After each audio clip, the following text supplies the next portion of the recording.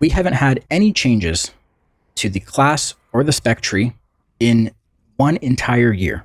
As of December 7th, it will be 1 full year of no changes to our spec and our class tree.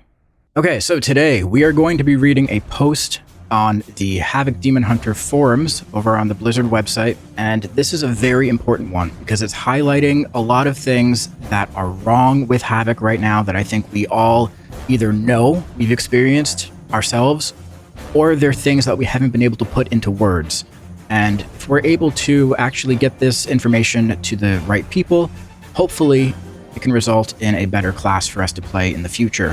Hopefully the not too distant future. I really hope that we can get a lot of this stuff sorted out sooner rather than later. Almost a year of no changes to the Demon Hunter class, and the Havoc specialization in particular, I felt is important to highlight some of the issues that I believe have plagued the class and spec.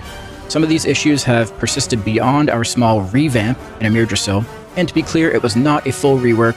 The basic core remained the same, and some of them have only really become glaring with the introduction of these hero trees. Buckle up, this is going to be a long one, likely the longest post that I have ever made on these forums. So that is very true. Back in Amir Drasil, we got what a lot of people incorrectly called a rework or a revamp. It wasn't that, guys. The spec did not get reworked. There were a few things that got changed to make the gameplay a little different, but the core of it was the same. Atrayen, who is he? He's not a race to world first raider. He's not a super big streamer. He's not a gladiator. He's not a title pusher. But he is a notable name and voice in the Demon Hunter community. If you guys have watched my content for any amount of time, you'll know that I've covered a few of his posts, and he's been on multiple episodes of the Havoc Demon Hunter Roundtable podcast. So he is definitely a voice who knows what they're talking about. Start off with the positives. It's always good to start positive. As far as the class is concerned, it does have access to a lot of new things that it did not have the ability to have before. Some of the largest complaints that were made in the later parts of Shadowlands, when Venthyr and Sinful Brand were the go-tos, surrounded just how critical borrowed power systems became for the class and the very limited number of things we could do at once. Do you guys remember those times? Do you guys remember how limiting Sinful Brand was? Like, that was one of the worst times that I think I ever had to play Havoc. It was such a strange playstyle. Like, you put the buff or the debuff on the mob, and your whole goal was to keep that debuff on the mob through doing your rotation. But if you ever failed, if you ever let that Sinful Brand debuff fall off the boss or whatever, you were punished so hard. Like, your damage would just plummet to the bottom. Having to choose between Cycle of Hatred or First Blood sucked, and having a whole tier where your entire gameplay loop consisted of extending Sinful Brand as much as possible made Havoc nearly unplayable. So I actually had to go back and look at this, because the previous way that the talents worked was you had rows, and you had 3 talent choices per row. So on one of the rows, you were choosing between Cycle of Hatred, First Blood, and something else. And I was like, there's no way that First Blood, the way that it is now in the game, would be enough to warrant being an entire talent and having to give up other things to get it. So I looked at it. It does what it does now, but it also used to reduce the fury cost of Blade Dance. So that's what made it pretty impactful. So it made it a tough choice to choose between Cycle of Hatred or First Blood. I enjoy the current gameplay loop, and I enjoy the damage profile. I will grant that at times it is weak, and the effort put in does not match the result, but the general playstyle now is one I like. So I'd be very curious to hear what you guys think, because we've all been playing Havoc for the past few months in the War Within. Are you guys enjoying the gameplay, like the order that you press your buttons and the way that your damage is dealt? Are you guys enjoying that? How does it feel? Because I think there's different camps. There's one camp who is okay with it. They're okay with it, they understand it, they're fine, they're cruising, they're good. I'm kind of in that camp. I'm okay with it.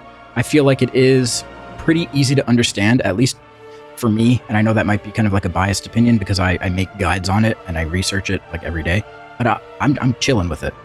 There are other people who aren't necessarily struggling with it. They understand it too, but they feel that it's limiting because there's not much room for skill expression, because you're basically on rails, right?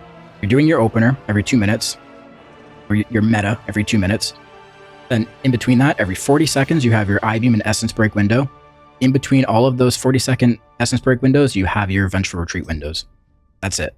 So it is kind of limiting in terms of skill expression. So that's a complaint that I've heard from some top-end players. So I'd love to hear what you guys think. Let me know in the comments below. Here's where I get into my criticisms. There are many. All right, buckle up, guys. Here we go. The long and short of it is that the class tree is a mess. The bugs we have are irritating. And the spec tree is full of, I always struggle with this word, superfluous things that could just as easily be built into the core of the class and spec. That core complaint in mind, let us begin. Now, just to prove this point, before we start reading what the bugs are, I want to show you guys something. So we have this spreadsheet that we have been trying to maintain as best as we can. Sorry for the flashbang. This is a spreadsheet of all the bugs that Havoc has. And let's see if I can zoom out here. Been tracking the status of them, the spec it affects, the hero talent tree, description of the bug, date it was added, last check build. In the sims, yes or no? Because sometimes we're put into a tricky situation because we're aware of a bug and we're aware that it affects our damage, but we know it is a bug. So we have to make the choice. Do we code that into the sims to account for it? Or do we not? Do we put in the proper functionality and just cross our fingers and hope it actually gets fixed in game? Sometimes we have to actually include the bugs into the sims. This isn't 100% up to date. I know we're going to go through this and bring it up to date over the next couple days because there's some things that have been fixed, like the Monster Rising thing. But my reason to show you guys this is to just show that there are so many bugs, we needed a spreadsheet to keep track of them. These are all bugs that we have reported multiple times. Some of them have been around for years. Like this one, for example, know your enemy buffs trinkets and cantrips. May not be a bug, but it does affect our class because the way that this works is, so know your enemy increases your critical strike damage and your critical strike, increases your critical strike damage based off your critical strike chance, right?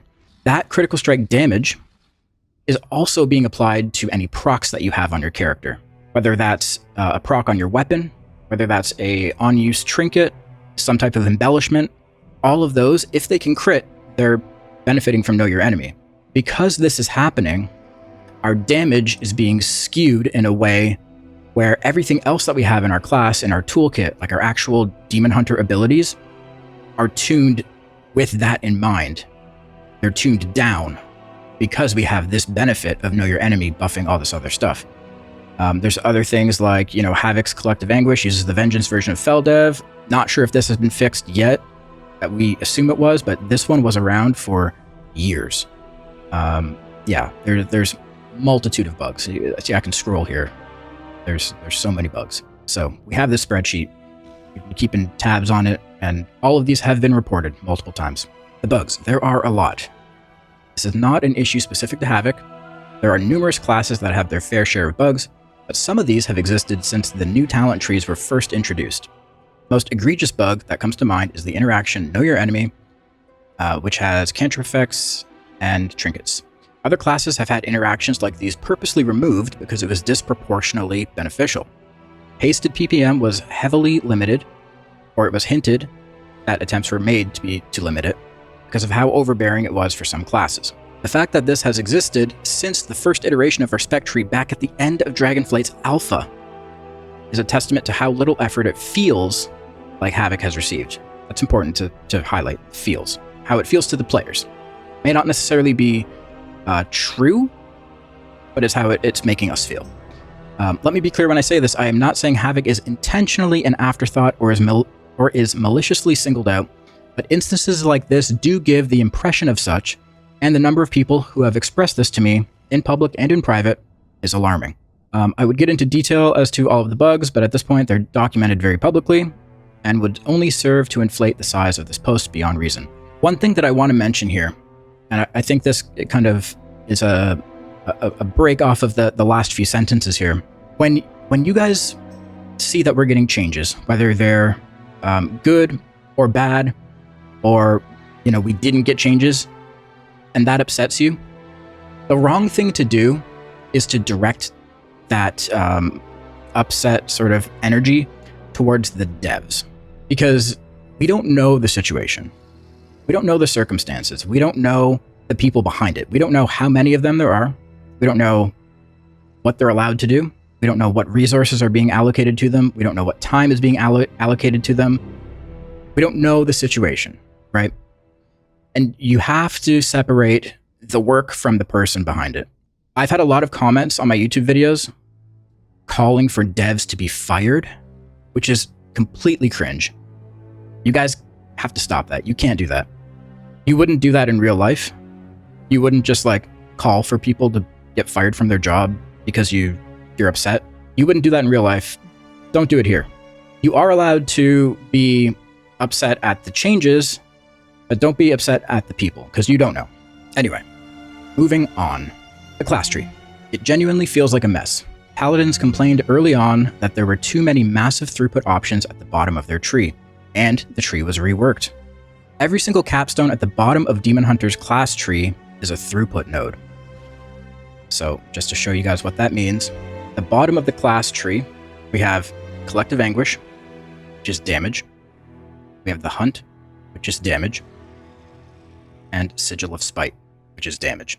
The way that it's supposed to be sort of put up and made up here is that the class tree is supposed to be mainly utility, that type of stuff. And then the damage, the throughput stuff should come from the spec tree.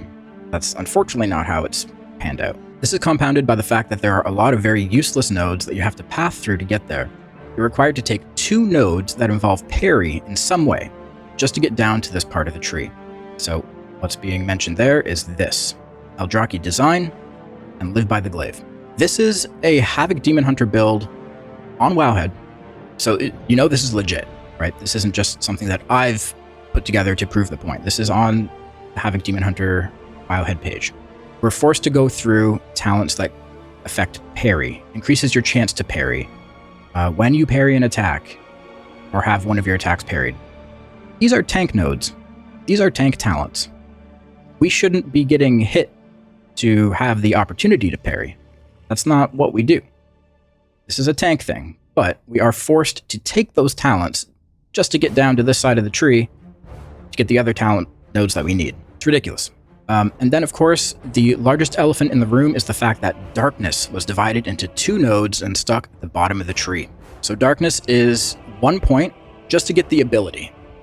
Just to get this cooldown, which is an incredibly strong cooldown. It's a very, very good cooldown, so you want to take it if you can. But when they formed this talent tree and they were trying to distribute where the nodes were going, they nerfed darkness to be a 5-minute cooldown when it used to be much shorter. And then we have a choice node that comes off of darkness where we can either increase the duration of darkness by 3 seconds, or if we want to actually reduce the cooldown of darkness to bring it back to what it used to be, we have to take this other talent, Pitch Black, reduces the cooldown of darkness by 120 seconds. So we have to invest 2 talent points just to get darkness the way we used to have it. Rallying Cry and Anti-Magic Zone are 1-point nodes in the dead center of the Warrior and Death Knight trees, and these are arguably stronger raid defensives than Darkness depending on the situation. Why is Darkness unique? What makes it so special that it needed to be cut in 2 and stuck at the bottom? If I can make one change immediately to the tree, it would be swapping the positions of the 2 parry nodes and the 2 darkness nodes. Because these are at the bottom of the tree, that means you have to path through other things to get to it, so you're committing more points just to get down to these. There are a lot of core issues with the tree that I take issue with. There are some that have called out my criticism of Shattered Destiny and Cycle of Hatred, and upon re-examining it, I realize I don't take issue with the increased meta uptime, but in how it is delivered. Shattered Destiny on its own is probably fine, but Cycle of Hatred is just too much of a problem. Uptime-dependent CDR has been phased out of almost every other class because of this. If Cycle were changed to reduce I-Beam's cooldown by 10 seconds per point invested in the talent, I would have much less of a problem with it. So let's look at what those talents do. Cycle of Hatred. Blade Dance, Chaos Strike, and Glaive Tempest reduce the cooldown of I-Beam by 0.5 seconds. So I-Beam is naturally a 40-second cooldown. If you're spending Fury on those abilities in the tooltip, you're then reducing the cooldown of I-Beam. Generally, it goes down to about 20 seconds. So why is this bad? This is bad because you're punished when you aren't able to press those abilities and actually hit something.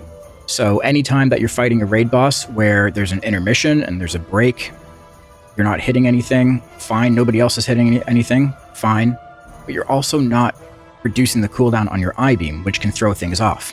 Not even intermissions, but if you just lose some uptime on a boss, if you have to step away to dodge a swirly, if you have to run away to just do a quick mechanic and come back, you're losing uptime, which means you're losing uses of those abilities and you're not reducing the cooldown of your I-Beam. It's a vicious cycle. It's a vicious cycle of hatred, not in a good way.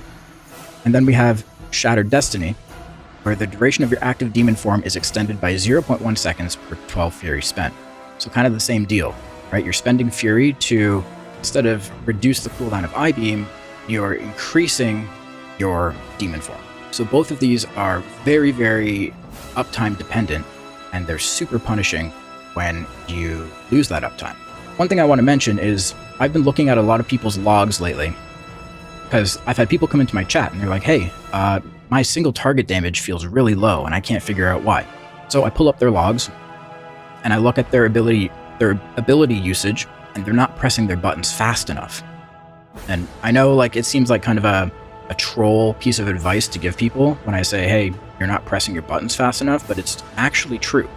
Because if you're not pressing your buttons fast enough, you're not spending the Fury. So if you think you're being punished now, like if you think your logs are low now because you're not pressing your buttons fast enough, imagine if we had to use these talents too. You'd be in much worse trouble for not pressing your buttons as fast as you should be. Problem 2 is superfluous talents that exist. Okay, we made it. We made it through that one. Demon Hide and Scars of Suffering seem so silly, both providing what amounts to an aura buff to our spec. Scars of Suffering literally reduces our threat generation, something that I'm sure could just be turned down with a global threat generation or a tweak. They're so bland, and I don't understand why they exist. Could they not just be cooked into the spec? There's 2 talents. There's this one, Demon Hide. Magical damage increased by 3%, physical damage taken reduced by 5%. The other one, Scars of Suffering, increases versatility by 4% and reduces threat generation by 8%. My first question when I saw this is, why is Havoc's threat generation high in the first place that we even need a reduced threat generated talent? Why is this even necessary? What is going on behind the scenes that our threat generation is higher than anyone else? It's not because of our damage. We're not doing more damage than other people. The threat isn't coming from that. There's something else, and I guess the only way to fix it is a band-aid talent where realistically a threat reduction aura could just be put in behind the scenes and we could have this talent do something else. Same with this one. Demon Hide, magical damage increased by 3%. Okay, sure. Physical damage taken reduced by 5%. Both of these talents were put into place as band-aid fixes for our survivability. We were squishy because we didn't have access to enough defensive cooldowns, because all we had was Blur and Netherwalk, and we were getting crushed in high keys by physical damage. So they just threw some versatility and some physical damage reduction at us. Why are these even talents? Why can't they be baked into our natural sort of code behind the scenes and we can get different things for these? Problem 3 is the Throwglaive talents. I take no issue with their existence. I take issue with the fact that they seem to have so much friction with so much of the tree. They don't interact with anything else on their own, save Burning Wound, which is another issue entirely. Just to clarify on that, Burning Wound is a dot you put on your target that makes them take more damage from your immolation aura. This only got hooked into Throwglaive recently, so you can apply Burning Wound on a group of targets with Throwglaive, because previously the only other option to spread Burning Wound and get it on all the targets you need to was to tab target. So that's the only reason why this talent is hooked into Throwglaive. The fact that you have to invest into a talent that adds a cost to it also frustrates me. So that is Furious Throws. Throwglaive now costs 25 Fury and throws a second glaive at the target. So we're taking an ability that is a short cooldown and is naturally just free, right? You don't have to spend any fury to press it. And now we're taking a talent to make it cost more, just so we can get it to a state where it's good enough to function with all of the other Throwglaive talents. This frustrates me, but could also simply be due to the fact that we were spoiled with the Emir Drasil tier bonus. And that's the one where Blade Dance would throw free Throwglaives out for you. He says, a friend of mine suggested that perhaps Essence Break could increase the damage of Throwglaive during that window to really make them feel good. But as of right now, unless you play Eldrazi Reaver, there really isn't a point to them. So that is true. You don't take Throwglaive talents unless you're playing Eldrazi Reaver. Do not take them for Felskard at all. The idea of adding Throwglaive to Essence Break, I'm not sure I 100% agree with it. Maybe there's benefits that I'm not quite thinking of just yet, because I'm just reading this. But I would say, if we're adding Throwglaive to Essence Break, that means that we're not going to be pressing either Death Sweep or Annihilation inside of those Essence Breaks. And to do that, Throwglaive would have to be powerful enough that it's better than those. And if that's the case, if a buffed Throwglaive is actually better than a Death Sweep or better than an Annihilation, the rest of our rotation is going to be very, very bleak, because then we're just going to be pressing Throwglaives. So I'm not sure on that. I could see how it would be beneficial, but the one suggestion that I really wanted Blizzard to make, and I made so many times, was in the Eldrazi Reaver build where you take Cycle of Hatred, I wanted them to add Throwglaive to the mix here rather than just Blade Dance and Chaos Strike. Adding Throwglaive to Cycle of Hatred to reduce the cooldown of I-Beam would allow you to keep reducing the cooldown on I-Beam when you were out of range, right? When you lost uptime on the boss, you could still be throwing glaives at it and reducing the cooldown. Problem 4 is Burning Wound. This one is admittedly a bit more minor, but I dislike strongly that the only way to apply it en masse is via Throwglaive. You need Burning Wound to really play Ragefire, which is true because it's increasing the damage of Immolation Aura. And considering Havoc is not a dot class at its core, the way to play around it without wasting global cooldowns is to tab target. It's not great, and we already complained about that back in Shadowlands. Could Blade Dance, at the very least, also apply it? I think that's a great idea. I don't think there's any reason that Blade Dance couldn't or shouldn't apply Burning Wound.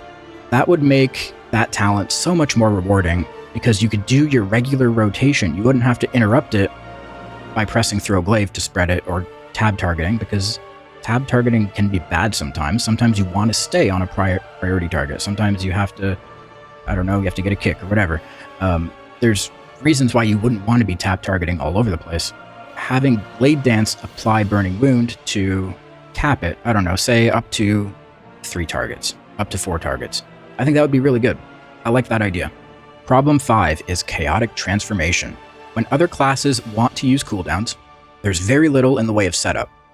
They might have a couple globals, but when they want to use their cooldowns, they use them. Havoc is not like this. You have a number of GCDs you have to expend to build into your Metamorphosis cast, and then you can use it. It's frustrating beyond belief. Your cooldown on Metamorphosis is not just 2 minutes. It's 2 minutes and however many seconds until your next I-Beam. And it feels bad near the end of fights when you can't get your full combo in. Chaotic Transformation is a talent where when you press meta, your major cooldown, which is on a 2-minute cooldown, the cooldowns of Blade Dance and I-Beam are immediately reset. On top of that, we have another talent in the Felskard tree, Violent Transformation. When you activate Metamorphosis, the cooldowns of your Sigil of Flame and Immolation Aura are immediately reset.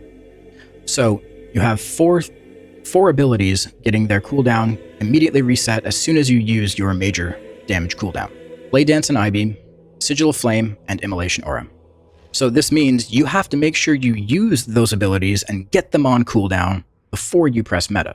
Otherwise, you're not doing the rotation properly. Anytime that you have your meta available, you want to make sure that you're pressing I-Beam before it, at the very least. What he explains at the end here, the cooldown on meta is not just 2 minutes. It's 2 minutes and however many seconds until your next I-Beam, and it feels bad near the end of fights.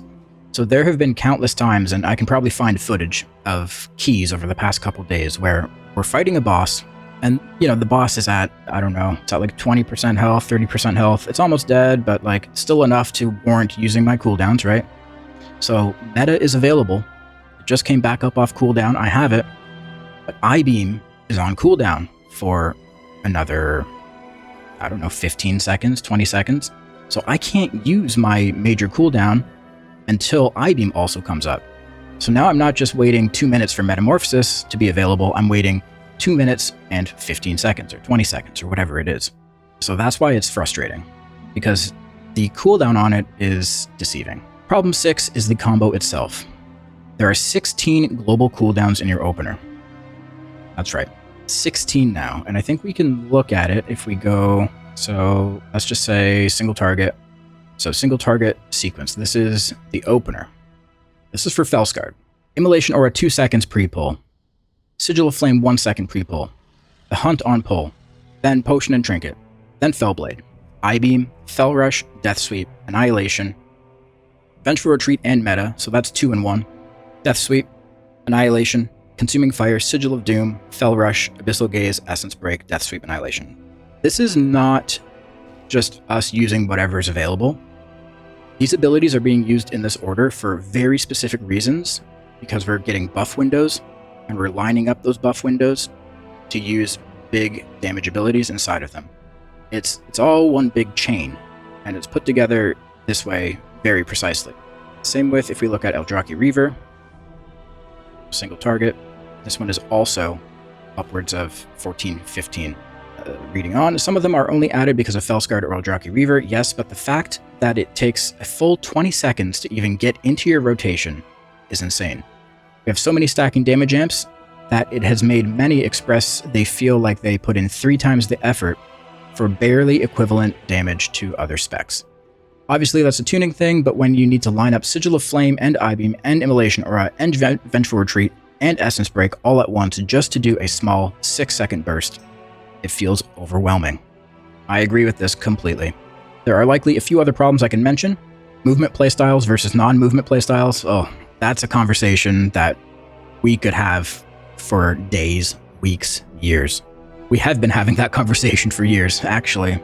But those issues are already heavily discussed as is, and considering I take no problem with movement for damage, I don't believe I can expand properly enough on that complaint to do it justice. This is an issue that I think has plagued Demon Hunter for as long as it's been a thing, right? You have 2 camps of people. Again, we always have 2 camps. We have the people who like playing with movement for damage.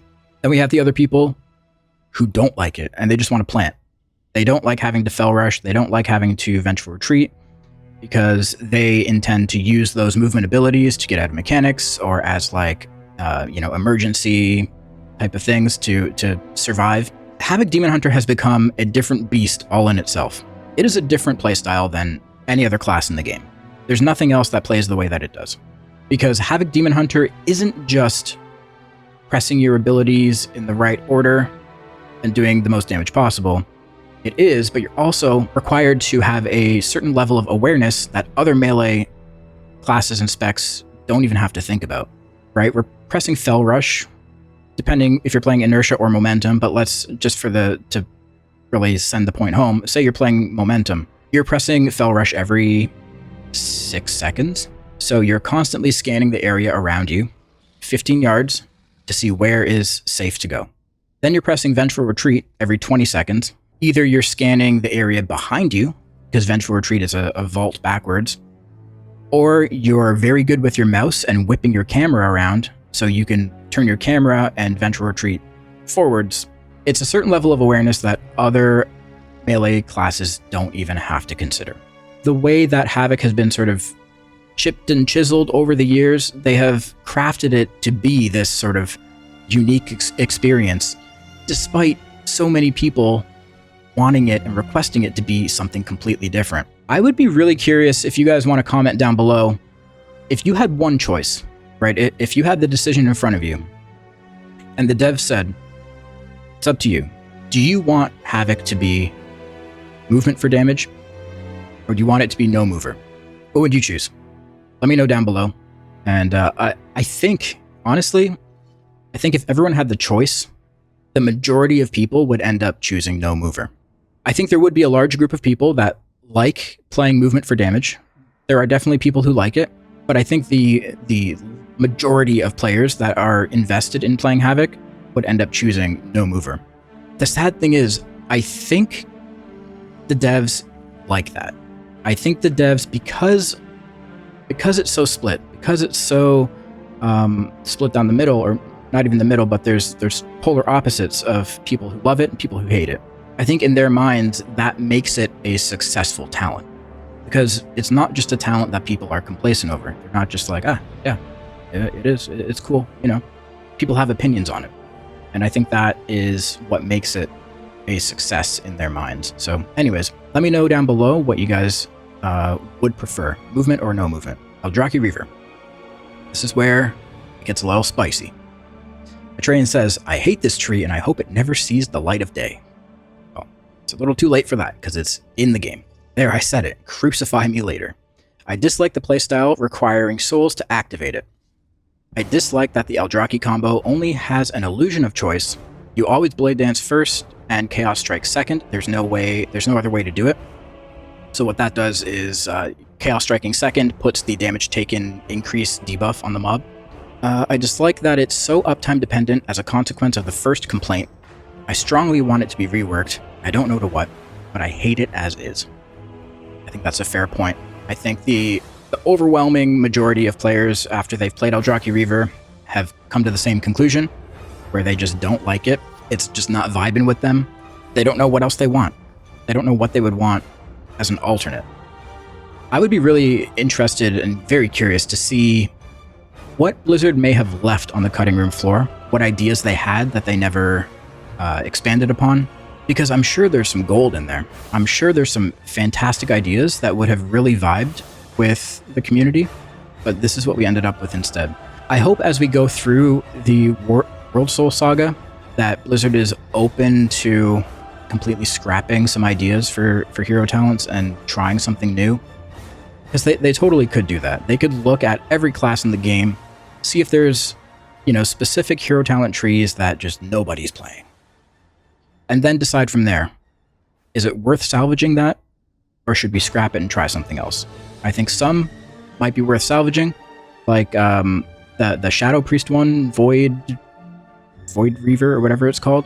It's a really, really cool tree, but they're not using it right now because it's not, balance-wise, tuning-wise, it's not the best. I think that's one they could keep. They could just fix that.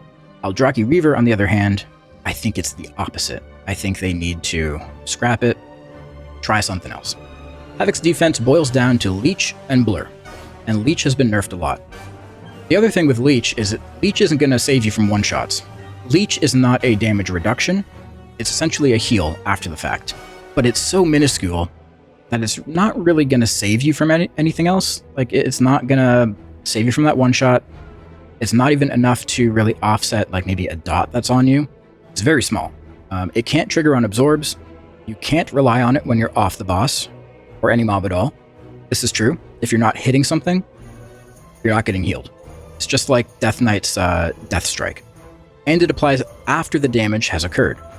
Other classes have a few defensive options they can call on. Havoc has two, with one being on a 3-minute cooldown. As a side note, Netherwalk being on the GCD, when it removes your ability to actually attack the target, feels overkill. Can this get removed from it? Our two defensive abilities. We have Blur. So Blur is on a 1-minute cooldown, increases your chance to dodge by 50%. So it's not even guaranteed, it's 50%, and reduces all damage taken by 20% for 10 seconds. So on its own, that's like a pretty decent cooldown. But when it's your only cooldown, you find yourself in some tricky situations. The other one we have is Netherwalk. So slip into the Nether, increasing movement speed by 100%, and become immune to damage, but unable to attack. Lasts 6 seconds. There's a common misunderstanding with Netherwalk. If you're new to Demon Hunter, you might think that Netherwalk is an immunity, but it's not. It's not an immunity in the sense that it's going to make you completely immune to everything. All it does is it prevents you from taking damage. But if there's a dot that's being put out, say you get hit with something, you stand in something, and that damage event puts a debuff on you, you will still get that debuff on your character. And then when Netherwalk fades, or you cancel it, then you start taking damage from that dot. So it's different from other immunities in the game. It's like a pseudo immunity. And it's on a 3-minute cooldown, and it's on the GCD. So if you have to use it as an oh shit button, right? If you're mid-combat, mid-ability press, and you're trying to save yourself, sometimes you might not be able to. I've been able to use it if I know damage is coming. I can prepare. I can stop attacking for the 1 GCD before I know I have to press it, and then I'm safe. But it's very disruptive to your rotation, because not only can you not attack while you've pressed it, but you also have to stop attacking before it so you can prepare so you're able to press it fast enough. So those are our 2 defensives. And like I said, we have Leech, which only does so much, only takes us so far. Then we have these other Band-Aid talents that were given to us just to make us a little less squishy so we're not like falling over. And that is the end. I hope I didn't come off as ranty. Like I said, all of this is my own personal belief. I encourage debate. I don't know what else to do really. Hope at least a little of my feedback can be applied for good and improve the class. Thanks for reading. So if you guys want to read this yourself, I'll put it in chat right now, and I'll also link it at the bottom of the video, in the description, or in the pinned comment. And if you have any input, if you want to add your 2 cents, feel free to. You can reply on this thread. You can let Blizzard know, let all of us know what your opinion is, because every voice matters, and the only way that some of this stuff is going to get fixed is if we get enough people talking about it. Comment on this thread, share this video, like the video, send it to your friends, try to get the word out there. I know we've made videos like this before.